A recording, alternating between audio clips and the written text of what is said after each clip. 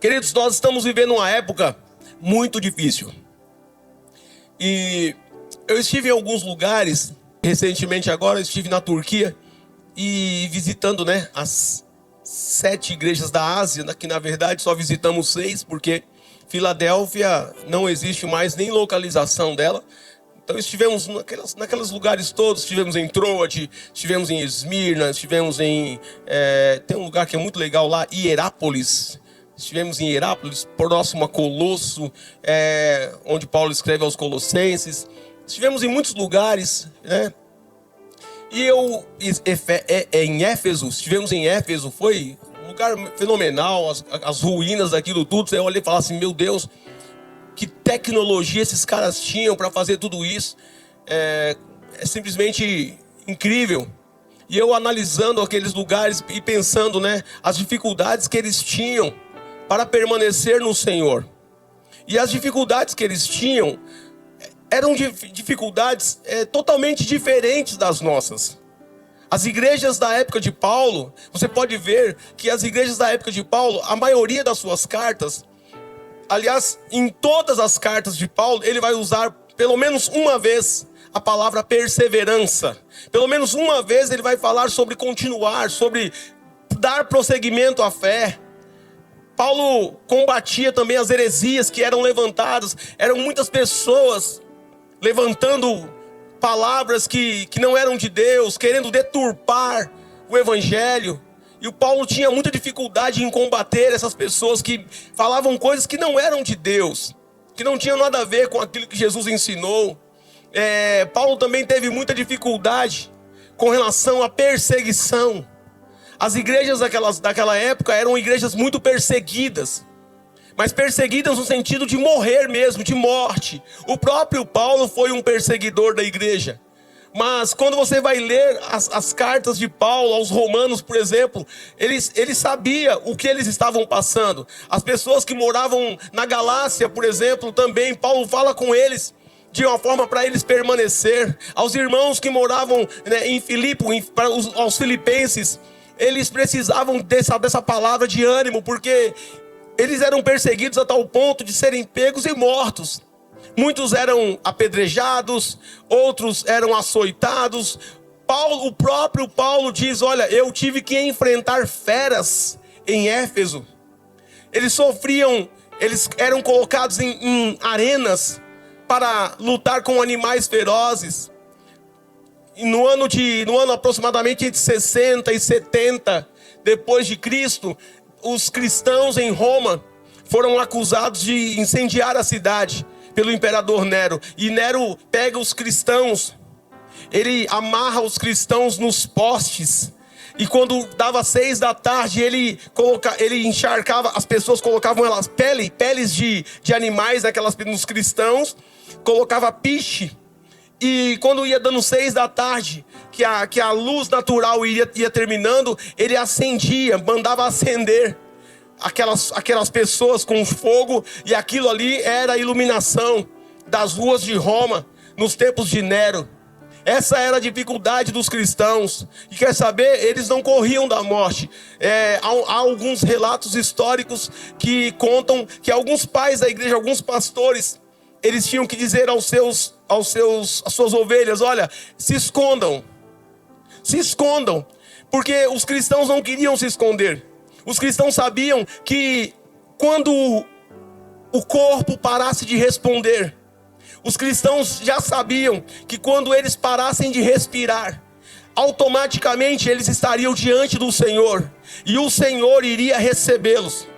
Eles sabiam que quando morresse, eles iriam trocar a cruz pela coroa. Então os cristãos, eles ansiavam, eles tinham anseio por morrer. E os pastores agora têm problema, porque os cristãos saíam para a rua gritando, eu sou cristão, eu creio em Jesus. Mas os pastores começaram a dizer a eles, olha, você não pode fazer isso, porque se todos nós morrermos, quem vai pregar o evangelho para as nossas gerações? Se todos nós nos entregarmos à morte, quem é que vai falar do Senhor para outras pessoas? Então agora, os cristãos agora começavam a se esconder. E eles começaram a fazer cultos nos cemitérios subterrâneos. Você vai ler, tem livros sobre isso. Por exemplo, tem um livro muito legal chamado As Catatumbas de Roma. É um livro onde fala dos cristãos e dos mortos que foram martirizados e que estão lá até hoje naqueles lugares. E eu olho para a igreja de hoje e ela não passa por isso. A igreja de hoje, a luta nossa é o contrário. É o contrário. Aqueles cristãos não tinham liberdade. Nós temos liberdade até demais. Aqueles cristãos, eles não tinham facilidades. E hoje nós lutamos contra as facilidades, porque são elas que nos afastam do Senhor. Para eu ter que chegar aqui, olha, queridos, olha que nível espiritual que nós chegamos. Eu não deveria ter a preocupação em dizer aqui, vamos ter culto na sexta-feira na hora do jogo do Brasil. O correto era eu não dizer isso, porque espera-se que cristãos que vão morar no céu e que professam Jesus Cristo como seu Senhor, não colocassem outra coisa no lugar dele.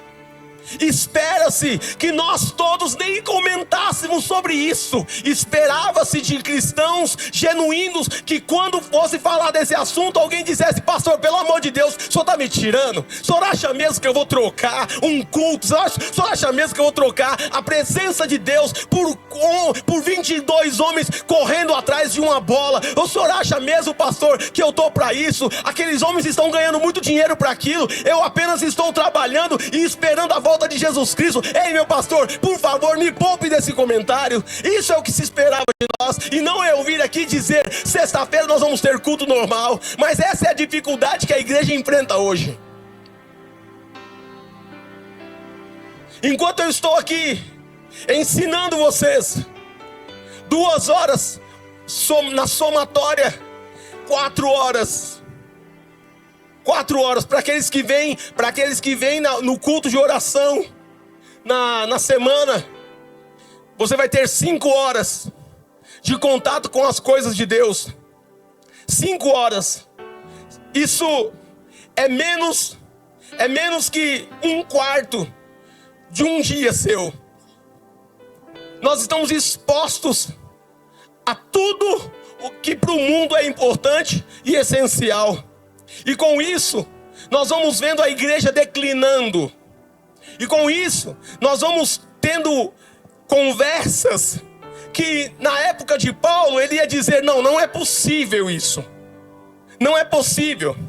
Eu encontro pessoas dentro da igreja hoje falando que não tem mais esperança. E eu só estou começando. Pastor, eu não tenho mais esperança. What? Quando você diz que não tem mais esperança, sabe o que você está dizendo? Você está dizendo: eu não tenho mais Cristo. Eu não tenho mais Jesus na minha vida. Porque a nossa esperança é Jesus. Eu, sinceramente, queridos, eu não tenho esperança de ver um Brasil assim, como fosse a Nova Jerusalém. Desculpa. A cada dia é mais injustiça, a cada dia é mais violência, a cada dia mais inimizade, a cada dia mais mentira. Hoje nós estamos vivendo a geração passada. Olha que coisa interessante. A geração passada, o meu filho, a geração dele é a geração da informação. O meu filho é a geração da informação. A informação chega muito rápido. Hoje nós já estamos vivendo a era, essa galera que está vindo agora já está vivendo a era da desinformação. Porque você assiste um vídeo hoje, você não sabe mais se é feito por IA ou se foi verdadeiro. A minha mãe, por exemplo, vive postando, mandando vídeo para mim. Olha aqui, meu filho, misericórdia. Mãe, isso aí foi o computador que fez, mãe. Ô, Jesus. Vai explicar para eles que é mentira. Não é mentira, não. Tá aqui, ó. O que eu tenho ouvido de gente, tô falando de gente da igreja, O que eu tenho ouvido de pessoas dizendo: ai pastor, ora por mim porque eu estou sem direção. Eu não sei o que fazer. O que eu tenho de aconselhado pessoas ou recebido pessoas no gabinete pastoral, e elas dizem: eu estou perdido. Eu estou perdida. Outros vão dizer: ai pastor, eu estou pensando em desistir. Quantas pessoas eu ouço isso? Quantas pessoas? Querido, eu queria dizer a você, deixa eu falar uma coisa aqui rapidão. Gente inteligente nem usa a palavra desistir. Só para você saber. Pastor, está me chamando de burra? Não, lógico que não. Eu não sou louco de ofender o pobre do animal. Desistir? Eu já falei sobre isso. O diabo dá um tapa na sua orelha e você simplesmente vira para Deus. Escute-me, o diabo dá um tapa na sua orelha, faz alguma coisa contra você durante a semana, e aí você vem em mim e diz: pastor, eu estou pensando em desistir. Ou seja, você está dizendo o seguinte: eu quero voltar a servir o meu agressor. Jesus me libertou dele, mas eu quero voltar para ele. Quando você diz sobre desistir, é isso que você está dizendo. O Jesus que me tirou da sujeira, eu não quero mais. Eu quero voltar para a sujeira, eu quero voltar para a lama, eu quero voltar para o esgoto.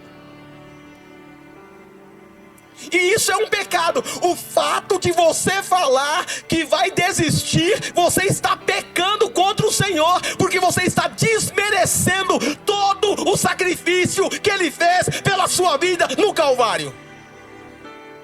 Quando você diz que vai desistir de Deus, você está dizendo que os açoites para você não significam nada, que os espinhos cravados em sua testa para você não significa nada, que os pregos que furaram suas mãos para você não significa nada. Sabe o que significa para você? Significa para você o seu bem-estar. Se o diabo te der bem-estar, você vai servir a ele. Quando você se preocupa com o seu bem-estar, dificilmente você vai servir ao Senhor, porque certa vez alguém disse: tudo isso te darei, se prostrado me adorares. E quem falou isso não foi Deus, foi o diabo.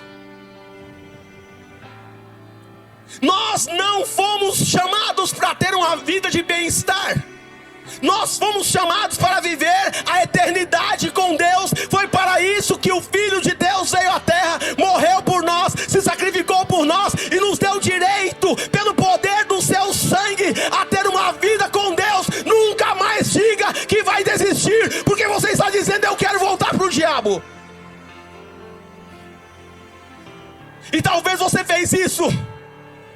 Talvez em algum momento o diabo tentou contra você e você pensou em fazer isso. Mas essa noite o Espírito Santo vem com uma palavra que é uma marreta celestial, e ele esmigalha as mentiras do diabo da sua vida. E eu digo para você pelo Espírito Santo: Deus tem propósito em você. Deus quer fazer coisas incríveis em você. Deus quer usar você, e ainda te quebra, vai levar você para a glória no final dessa vida curta e passageira. Mas você não pode mais ouvir o diabo. Não desista.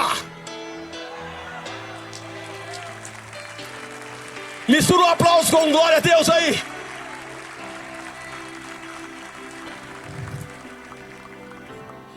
Eu olho para uma geração fraca. Eu olho para uma geração de homens barbados, que já são pais, se comportando como filhos. Uma geração mimizenta, que não pode passar por dificuldade. Uma geração mimizenta que não pode passar por um dia de escassez. Se a geladeira não tiver do jeito que você gosta, você já começa a murmurar. Eu olho para uma geração onde, se os pais são fracos, eu tenho pena dos filhos. Homens que não podem sofrer decepções, que já trazem para si o laudo médico de depressão. Ficou desempregado, Já chega em casa assim, ó. Aí a esposa diz: o que foi, marido? Estou em depressão. Aí por quê? Fui mandado embora. Estou em depressão. Mas eu tenho a solução para essa depressão. Coloca na tela, guerreiro. Bota na tela para nós. Aí, ó. Aí, ó. Passou a depressão, seu miserável. Quebra 3 vassouras só, irmã, nas costas desse vagabundo. Que a depressão vai embora. Na hora que a depressão vê o primeiro cabo de vassoura quebrando, a depressão já fala: tô saindo. Tô saindo, vou ficar aqui. Quando ela terminar, eu volto. Conversa, rapaz. Vira homem, cabra safado. Vamos levantar a cadeira, a bunda da cadeira, e vamos trabalhar. Vamos se reerguer. Tá ali meu pai, 70 e quantos anos, pai?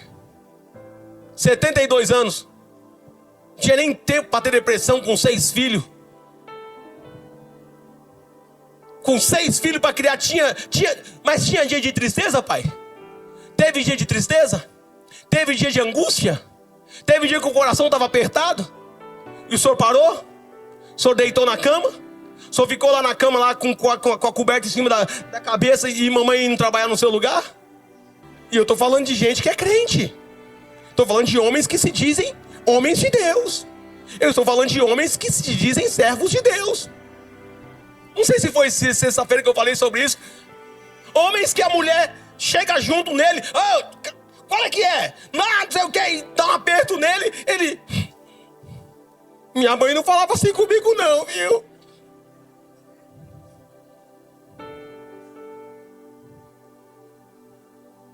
E os filhos, como vão ser? Se os pais estão desse jeito. As mães, as mulheres, que nós sempre chamamos de guerreiras. Hoje, meninas de 40 anos, com 3 filhos, mas a cabeça de menina, a cabeça de criança. Agora, deveria ser assim? Não. Nem lá fora deveria ser assim. E que dirá aqui? Porque Jesus disse o seguinte. Coloca para mim Atos 1, capítulo 8, por gentileza. Jesus disse isso aqui, ó. Vocês são diferentes. Pedro vai dizer que vocês são uma raça eleita, um sacerdócio real, povo de propriedade exclusiva do Senhor. 1 Pedro 1,9.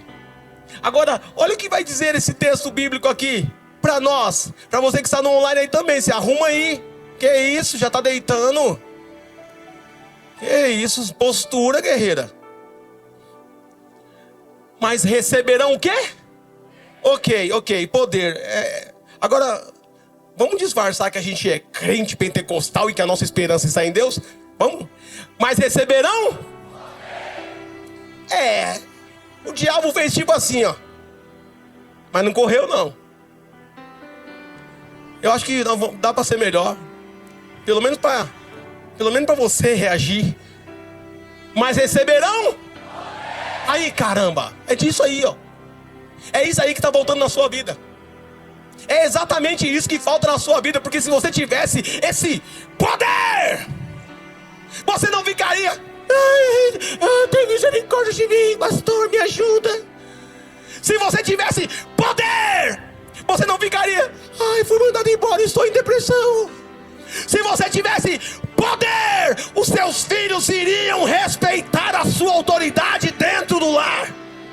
Se você tivesse poder, o diabo iria até investir contra a sua vida, mas quando ele chegasse e olhasse esse poder estampado em você, ele ia dizer: ei, cambada, vamos embora, porque esse homem está cheio do poder de Deus. E é isso que Deus quer que você seja a partir de hoje. É hora de levantar lírio, é hora de viver aquilo que Deus tem para a sua vida. Receba poder.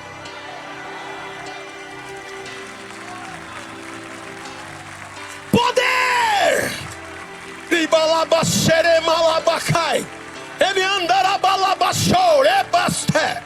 Aleluia!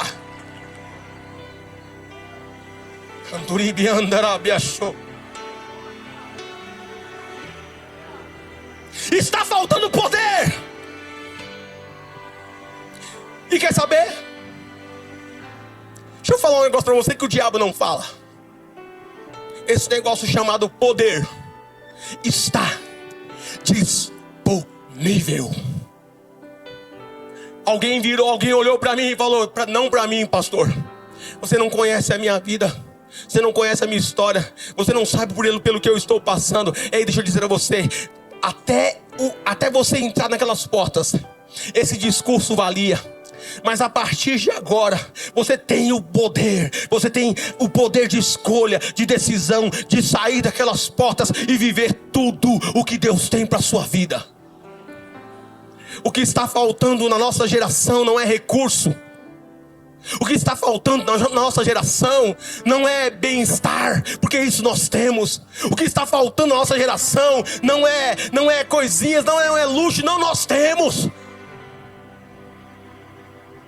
O mais pobre, irmãos, eu vou dizer a vocês uma coisa. Eu conheci pessoas em lugares aí em estado de miséria, e eu já vi homens e mulheres que moram debaixo da ponte ter muito mais do que as pessoas que eu conheci em alguns lugares da África, por exemplo.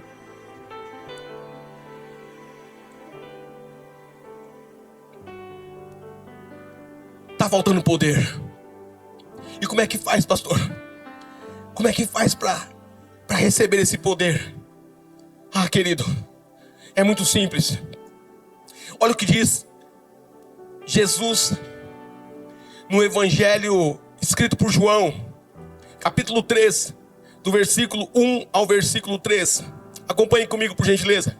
Havia um religioso, um fariseu, chamado Nicodemos, autoridade entre os judeus. Ele veio a Jesus à noite e disse: Mestre, sabemos que ensinas da parte de Deus, pois ninguém pode realizar os sinais milagrosos que fazes se Deus não estiver com ele. Em resposta, Jesus declarou: em verdade lhe digo que ninguém pode ver. Repita comigo: ver. De novo, ver. Bom, muito bom. Gostei disso. Já estamos recebendo poder. Se você falar desse jeito com o diabo amanhã, ele já vai ficar meio assim. O diabo já vai olhar você: o que aconteceu? Aí você fala: recebi poder.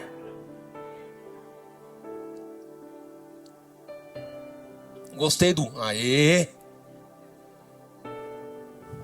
Ninguém pode. Queridos, existe uma diferença entre ver e viver. Se eu te desse a opção de ver uma caixa com 2 milhões em barras de ouro, entre ver e viver aqueles 2 milhões em barra de ouro, qual você escolheria? Ver ou viver? Pois é, Jesus disse que não é possível nem ver se não nascer de novo. Ninguém pode. Imagine que ver já é uma boa coisa, mas viver é melhor, sim ou não? Então, se para ver o reino de Deus, se para ver, visualizar, eu preciso nascer de novo? Imagine viver. Como é que eu faço para viver o reino de Deus? E deixa eu te dizer o que é o reino de Deus. O reino de Deus não é comida nem bebida, mas poder. Poder.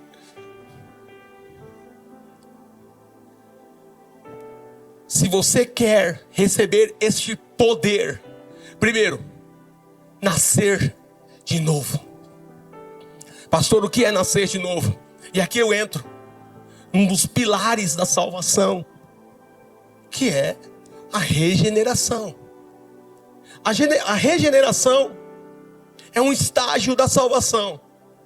Porque o primeiro estágio da salvação é a conversão, arrependimento, confissão de pecado. Esse é o primeiro estágio. Você se arrepende dos seus pecados e você confessa os seus pecados e Jesus te perdoa. Primeiro estágio. Segundo estágio, ele justifica você. E a Bíblia vai dizer que ele nos justificou mediante o lavar regenerador do Espírito Santo. Então o segundo estágio da salvação é a justificação. Jesus te justifica. E agora 1 Coríntios capítulo 5, versículo 17, dá base a isso quando ele diz: para aqueles que estão em Cristo Jesus, são novas criaturas. As coisas antigas se passaram e tudo novo se fez. Depois você vem para o outro estágio, que agora é a regeneração. A regeneração é a conversão. Eu estava indo para o inferno, mas agora eu retorno, eu mudo de rota. E agora eu começo a ir para o céu. E eu estava falando para a igreja que reuniu-se aqui pela manhã. Quem estava aqui pela manhã, levanta sua mão. Muito bom. Umas 10 pessoas aí, glórias a Deus pela sua vida. Que bom que você voltou. Gente, deixa eu te falar uma coisa. Você receberia um conselho financeiro de um bêbado, de um cracudo? Você receberia? Quem aqui teria coragem de investir um valor financeiro baseado num conselho de um nóia? Quem aqui teria essa coragem de levantar a mão? Quem é o nóia que levantaria a mão?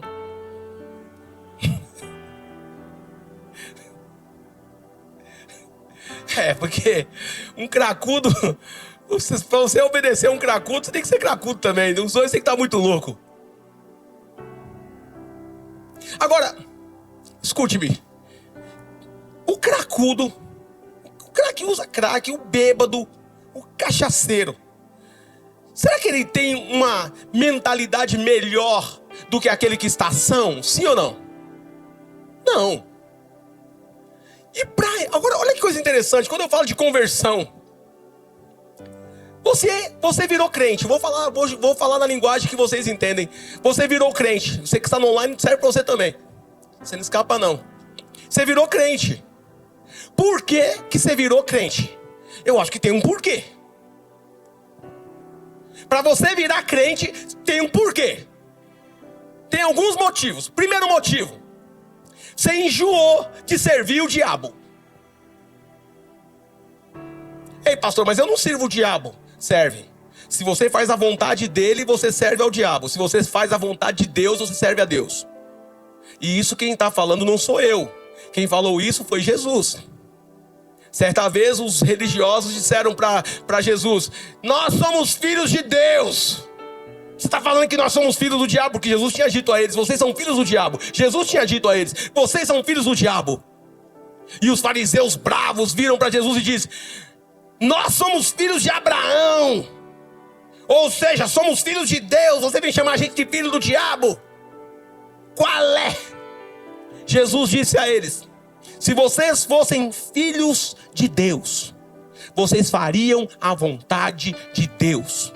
Como vocês são filhos do diabo, vocês fazem a vontade do diabo. Tem gente que virou crente porque cansou de servir ao diabo. E servir ao diabo é uma coisa muito interessante. Porque é tudo ilusão. Usar cocaína é bom? Quem é que cheirou cocaína boa? Não estou falando de pó royal misturado com éter. Estou falando de cocaína. Quem é que cheirou cocaína sabe que aquele negócio é bom. Você fica num estado... Você consegue pegar o mosquito em pleno voo. Pernilongo não escapa. Para quem, eu tô falando a verdade. Ó, e pau! Muito rápido.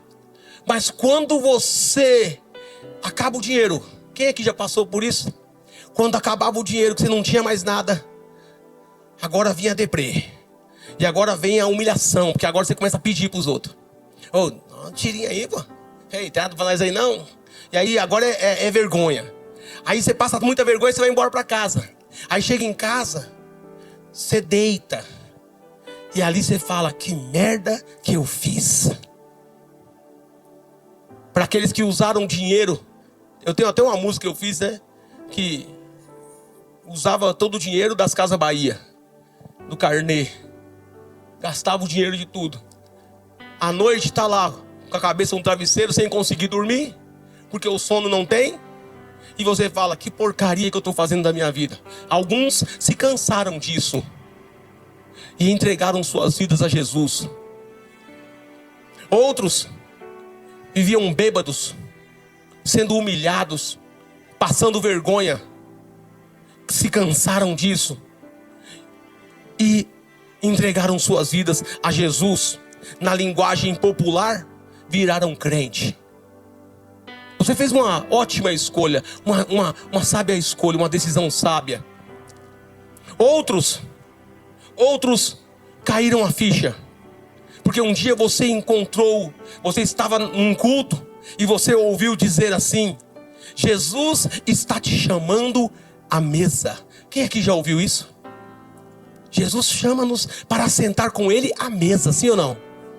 E você percebeu, você falou assim, peraí, Jesus se alimenta à mesa e eu ofereço comida aos demônios no chão? Percebam, eu estava falando isso com meu filho hoje. Os demônios, eles são tão sem moral. Os demônios são tão sem moral alguma, que as pessoas, quando vão oferecer comida para eles, colocam no chão. No chão a gente coloca pro cachorro, e olhe lá. Você vai passando nas ruas aí, tá lá no chão. Ué, o seu Deus come no chão? O seu Deus come assim, no chão assim? Você pega comida fria ainda por cima? É assim que seu Deus come? O meu Deus me chama para sentar à mesa. E tem uma mesa preparada no céu para mim. Alguns perceberam isso e disseram, eu quero Jesus. E se tornaram crentes, como diz as pessoas lá fora desse ambiente. Mas aí você vem para a igreja e agora você é crente. Se o bêbado, se o nóia vê você com uma latinha de cerveja na mão, o que esse bêbado vai dizer? Fala para mim. O bêbado vai dizer assim: oxe, você não é crente? Verdade ou mentira? Qualquer coisa. Uma conduta errada. O bêbado diz, oxe, você não é crente? Agora eu pergunto, se o bêbado sabe que aquilo ali não é coisa de crente, qual que é o seu problema? O senhor é burro? Se o nóia sabe que aquilo ali não é um procedimento de crente, por que você faz? Aí a gente começa a entender por que está faltando poder na sua vida. Aí a gente começa a entender por que você diz que está fraco o tempo inteiro. Aí a gente começa a entender porque você sempre está capengando e dizendo, eu estou fraco, eu estou sem direção. Sabe por que está desse jeito aí? Porque quem governa a sua vida, quem tem governado a sua vida não é Jesus. Quem tem governado a sua vida é Satanás. Por isso você não tem poder de Deus na sua vida para vencê-lo. Mas a partir de hoje tem alguém aqui que está ouvindo a palavra de Deus. Tem alguém aqui ouvindo a palavra de Deus, não palavras de homens. Tem alguém aqui que vai falar assim, eu quero ser governado por Deus a partir de hoje. Eu vou nascer de novo e vou receber poder de Deus na minha vida e vou me tornar uma pessoa diferente para a minha geração. Eu creio nisso. Glorifique o nome do Senhor enquanto você aplaude a Ele.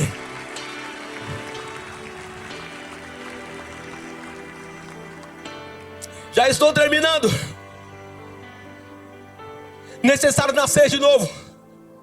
Nascer de novo é mudar as práticas, guerreiro. Não se pode servir a dois senhores.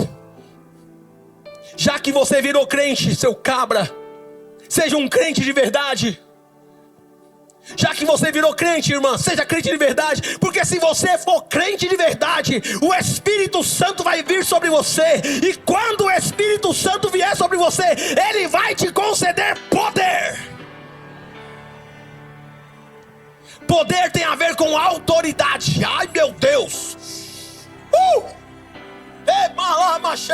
Poder tem a ver com autoridade. Vai ver, quando o vulto vier na sua casa, você não vai mandar mensagem para mim defecando de medo. Falei bonito agora, hein? Ai, pastor, eu vi vulto. Se tivesse poder, nem perderia tempo em lembrar do pastor. Iria dizer: espírito maligno, esta casa pertence a um servo de Deus. Esta casa pertence a uma serva do Senhor. Nesta casa você não fica mais. Saia daqui agora em o nome de Jesus Cristo. E quer saber? Os demônios têm que sair. Quando um homem e uma mulher tem poder de Deus, os demônios necessariamente, obrigatoriamente se submetem à autoridade de Deus que está na vida daquela pessoa. Gente que tem medo porque as janelas estão batendo de madrugada. Ai, pastor, tem um demônio que 3 horas da manhã ele começa a bater na minha janela. Se for demônio mesmo, quem tem autoridade vai dizer: saia agora em nome de Jesus. Se você falar para quem tem autoridade, tem panela batendo lá, tem armário batendo, tem porta batendo, janela batendo. Se você falar: saia agora em nome de Jesus, e a janela continua batendo, aí tem que fazer um outro tipo de exorcismo. Aí você pega um martelo, um prego, uma furadeira, vai lá e ajusta, arruma a janela, arruma aquela bendita porta que a sua mulher já pediu para você arrumar faz tempo. E o demônio vai sair com uma furadeira. Ai, pastor, eu fiz jejum. Pois é, fez errado. Eu devia ter arrumado a porta. Não ia nem precisar de passar fome. A segunda coisa que a gente precisa para receber poder: nascer de novo. Se você não nascer de novo, você não vai nem ver o reino de Deus, que dirá vivê-lo. Segunda coisa, Jesus dá a dica para os seus discípulos. Eu tenho discípulos de Jesus aqui nessa noite me ouvindo. Atos, capítulo 1, versículo 4, Jesus vai dizer o seguinte: certa ocasião, enquanto comia com eles, deu-lhes esta ordem: não saiam de Jerusalém, mas esperem a promessa do meu Pai, da qual falei a vocês. Qual era a promessa? Mas recebereis poder ao descer sobre vós o Espírito Santo, e vocês serão minhas testemunhas, tanto em Jerusalém, como Samaria e Judeia, e até os confins da terra. Está faltando poder, querido. Jesus disse o segundo ponto para que você receba poder do Espírito Santo: permanecer em Jerusalém. Jerusalém significa cidade santa. Jesus está falando o seguinte: quando você sair da imundícia, quando você sair da prática do pecado, quando você sair das coisas que você já deveria ter saído, que até o bêbado sabe, até a cracuda sabe que não é de Deus. Quando você sair disso, depois que você sair disso, aí você permanece longe disso. Porque não adianta nada falar que está saindo hoje e amanhã voltar. Ei, você quer poder do Espírito Santo? Se eu fosse você, eu não ia querer, não. Eu iria implorar. Se eu fosse você, eu sairia daqui implorando ao Senhor para que Ele enviasse sobre a minha vida o Espírito Santo, porque é isso que vai mudar a sua história. Ei, depressão não consegue conviver no mesmo ambiente onde Jesus está. A depressão não consegue ficar onde o Espírito Santo está. Não consegue. Eu digo isso com toda certeza. Porque o Espírito Santo é alegria. Há uma alegria. E é uma alegria que não depende das coisas estarem bem. Quem tem o Espírito Santo tem uma alegria em sua vida, que mesmo as coisas da terra estando dando tudo errado, você continua feliz. Sabe por quê? Porque a sua alegria não está condicionada às coisas da terra. A sua alegria está condicionada às coisas do céu. E você sabe que a qualquer momento Ele vai te chamar. E quando Ele te chamar, todas essas preocupações irão ficar aqui, porque você vai morar com Ele no céu. Essa é a esperança do crente. Quando um crente diz para mim que não tem esperança, ele já esqueceu do céu. Quando um crente diz para mim: ai pastor, eu vou desistir, ele não valoriza o sacrifício de Jesus. Quando um crente diz: ai, eu estou tão triste que eu não tenho mais nada a fazer nessa vida, ei, é porque ele esqueceu que há um céu esperando ele. E quem tem o Espírito Santo não esquece dessas coisas, porque o texto bíblico também vai dizer em João, para aqueles que têm o Espírito Santo, ele vai dizer assim: o Espírito Santo, que o Pai enviará em meu lugar, vos ensinará todas as coisas, e vos fará lembrar tudo quanto eu vos disse. Jesus falou isso. Quem tem o Espírito Santo, a palavra, ela não é só pregada em um culto de domingo ou sexta-feira. Quem tem o Espírito Santo, a palavra é pregada para ele 24/24. Ele vive a palavra, ele sonha com a palavra, ele acorda falando em línguas. Por mais que ele receba uma demissão, ele fala: não tem problema, o meu Deus, segundo a sua riqueza em glória, há de suprir em Cristo Jesus cada uma das minhas necessidades. Filipenses 4:8. E no Filipenses 4:13 ele vai dizer, Filipenses 4:19, Filipenses 4:13 ele vai dizer: eu tudo posso naquele que me fortalece. Quem tem o Espírito Santo tem esperança. Quem tem o Espírito Santo tem autoridade. Quem tem o Espírito Santo tem uma alegria que o mundo não entende. Quem tem o Espírito Santo ora e Jesus responde. Quem tem o Espírito Santo, o diabo não brinca na frente dele, porque sabe como ele está alicerçado no Senhor. É igreja do Senhor, é noite de nós sairmos daqui dizendo: se estava faltando algo em minha vida, eu quero isso, está disponível, é o Espírito Santo. Vocês precisam querer o Espírito Santo, vocês precisam almejar pelo Espírito Santo, vocês precisam querer o Espírito Santo mais do que viver no próximo dia, porque é isso que vai levar vocês a viver uma vida top aqui, nessa curta vida, e vai fazê-los morar eternamente no céu. Glórias a Deus. Abra sua boca, dá um glórias a Jesus.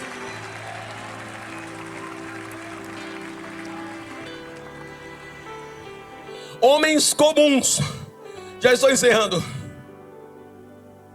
Homens comuns fizeram coisas incríveis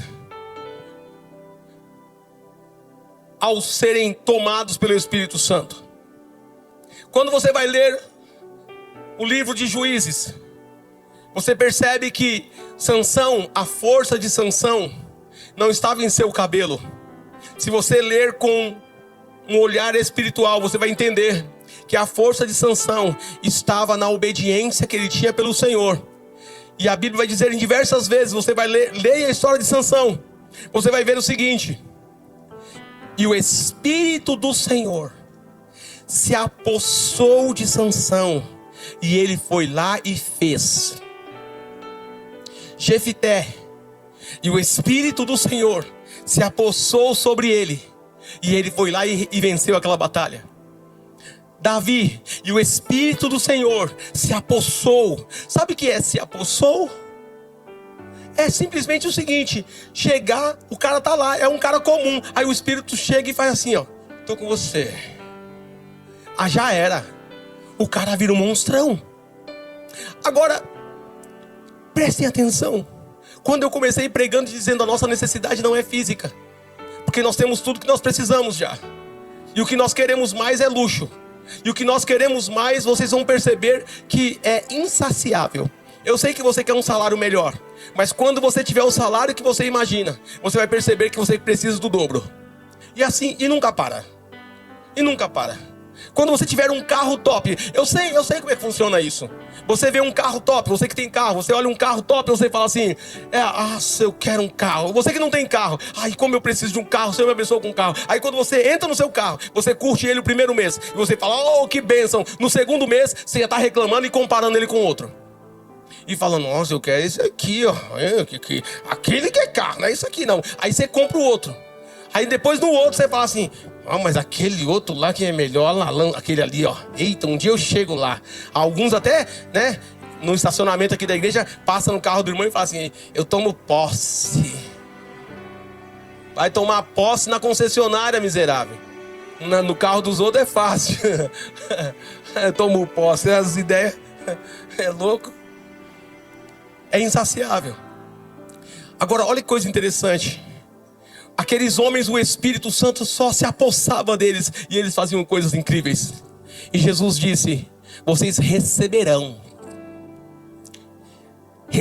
poder ao descer sobre vocês, e Ele estará convosco todos os dias. Nós temos o Espírito Santo disponível, querido.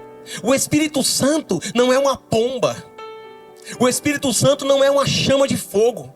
O Espírito Santo não é a força ativa de Deus. E eu provo isso na palavra, que o Espírito Santo, ele tem sentimentos. Se tem, só dele ter sentimentos, ele já não é uma força ativa. Quem tem sentimento é gente, é pessoa. Para aqueles que dizem que o Espírito Santo é uma força ativa de Deus, você não lê Bíblia não, guerreiro. Porque está escrito lá, ele tem ciúmes de nós. Então se ele tem ciúmes é um sentimento. O Espírito Santo tem braços. A palavra diz, e vindo o inimigo contra eles, o Espírito do Senhor arvorará contra ele a sua bandeira. O Espírito Santo tem boca, porque ele fala. O Espírito Santo tem olhos, porque ele vê. O Espírito Santo tem ouvidos, porque ele escuta. O Espírito Santo é uma pessoa poderosa. Jesus veio à terra, cumpriu a sua missão, e agora vem o Espírito Santo. Após Jesus subir aos céus, o Espírito Santo vem. Ele é o Emanuel. O que significa Emanuel? Deus conosco. Jesus está no céu, assentado à destra de Deus, conforme a palavra diz, e ele subindo, assentou-se à destra de Deus. E aguarda o momento em que Deus irá autorizar o arcanjo soar a trombeta, e aqueles que estiverem em Cristo ouvirão a trombeta tocar e serão arrebatados. Essa é a promessa de Jesus que ainda não se cumpriu. Nós precisamos do Espírito Santo e ele está disponível. Agora, será que nós vamos sair daqui nessa noite dispostos a viver sozinhos? Será que é sério mesmo que Deus te trouxe aqui nessa noite para falar para você, ei, o que está faltando na sua vida não é gastar dinheiro, sabe, em coisas. O que está faltando não é um terapeuta. O que está faltando não é um psicólogo bom. O que está faltando não é isso, não é aquilo. O que está faltando é poder, a autoridade. Jesus disse que até para curar os enfermos vocês teriam autoridade. Para aqueles que creem em meu nome, eles colocarão as mãos, imporão as mãos sobre os enfermos e eles serão curados. Crente que tem o Espírito Santo, ele ora e Jesus cura. Crente que tem o Espírito Santo, ele abraça alguém e a pessoa já sente a presença de Deus só num abraço. Você não precisa ficar falando muito não, porque a pessoa sente, a pessoa sente o Espírito Santo em você. Não há espaço para depressão, não há espaço para crise de pânico, não há espaço para desespero, não há espaço para fraqueza, não há espaço para desistência, não há espaço para crente muxuruco, porque agora você tem poder, tem autoridade. E tem horas, querido, deixa eu falar para você, tem dias que eu mesmo coloco a mão na minha cabeça, sabia? Tem Tem dia que eu coloco a mão na minha cabeça e falo: você vai reagir hoje em nome de Jesus Cristo, Melquisedeque, porque há um poder de Deus sobre a sua vida. Sai daí, levanta e vai. Aí eu dou uma de louco e falo: já estou indo. Quem tem o Espírito Santo certamente vai ter uma vida mais prazerosa. Quem tem o Espírito Santo certamente vai ter uma vida mais fácil. Vai ter guerra? Vai ter guerra. Vai ter confronto? Vai ter confronto. Mas o Senhor vai estar com você, o próprio Deus vai estar com você e vai te dar vitória. Amém, queridos? Eu queria que você ficasse de pé.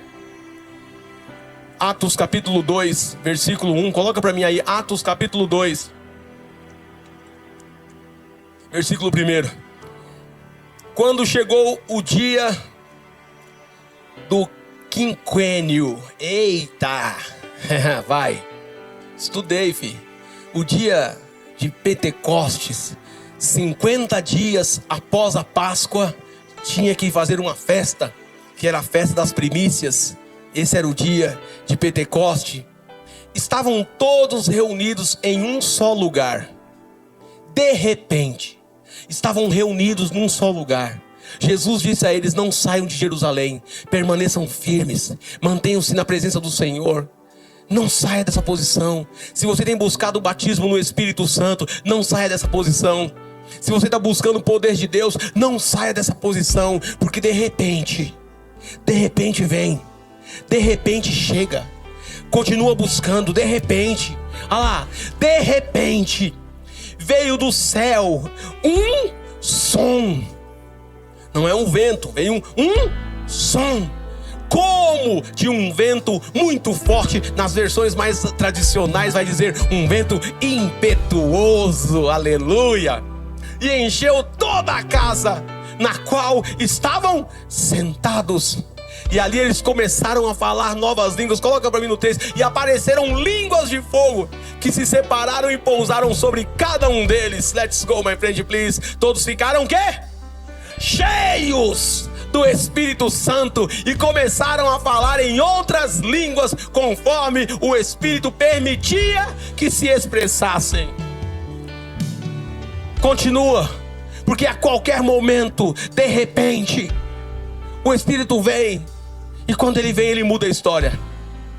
Pedro, até esse momento, era um cara ramelão. Agora, quando Pedro recebe o Espírito Santo, o texto de Atos vai dizer, na sequência, que no seu primeiro sermão, um cara que era indouto, um cara que não era letrado, um cara que não tinha estudo, no seu primeiro sermão, mais de 3.000 pessoas entregam sua vida a Jesus. Talvez você olhe para você hoje, talvez o diabo tenha dito a você: você não é nada. Talvez o diabo tenha dito a você: você nunca vai chegar a lugar nenhum. O diabo tem dito a algumas pessoas: você nunca vai ser alguém. Ei, deixa eu falar. Diga pro diabo assim: até que chegue o Espírito Santo. Quando o diabo falar isso com você, você diz: até que chegue o Espírito Santo. Porque quando o Espírito Santo vier sobre a minha vida, quando eu for cheio do Espírito Santo, Ele vai usar a minha vida como Ele quer, e eu vou ser um testemunho, eu vou ser um instrumento para a glória de Deus. É isso que Deus tem para você. O diabo não quer. O diabo quer que você saia daqui bravo comigo. O diabo quer que você saia daqui observando algumas palavras mal colocadas em algum momento que eu falei. O diabo quer que você olhe para qualquer coisa, menos para aquilo que você precisa olhar, que é: eu preciso de Deus, eu preciso do Espírito Santo. O diabo faz você olhar pessoas, o diabo faz você olhar coisas, o diabo faz você enxergar defeito com um óculos que você jamais conseguiria enxergar. Mas se você olhar para ele, né, a partir de hoje, e dizer: ei, diabo, eu agora quero o Espírito Santo, e começar a nascer de novo, mudar as práticas, a começar por dentro de casa. Se começa dentro do lar. Primeiro é em Jerusalém, depois é em Samaria e Judéia, depois é aos confins da terra. Começa dentro de casa, muda dentro de casa. Ei, marido, muda dentro de casa. Ei, esposa, muda dentro de casa. Ei, filho, ei, filha, muda dentro de casa. Começa de casa, porque aí o Senhor vai se agradar de você e vai fazer você chegar a lugares que você nunca imaginou com o Espírito Santo. Busquem o Espírito Santo. A missão que eu deixo para vocês é: busquem o Espírito Santo. Queiram o Espírito Santo. Talvez você não sabe nem como que vai orar. Ora do jeito que você sabe. Ah, Senhor, eu não sei nada, eu não entendo muita coisa, mas o pastor falou que o Espírito Santo é um negócio extremamente importante, é uma pessoa extremamente importante na minha vida, e eu quero. E ele vai orientar você. E eu tenho certeza que a sua vida vai ser uma nova vida, uma nova história. Se você recebe essa palavra, glorifique o nome do Senhor.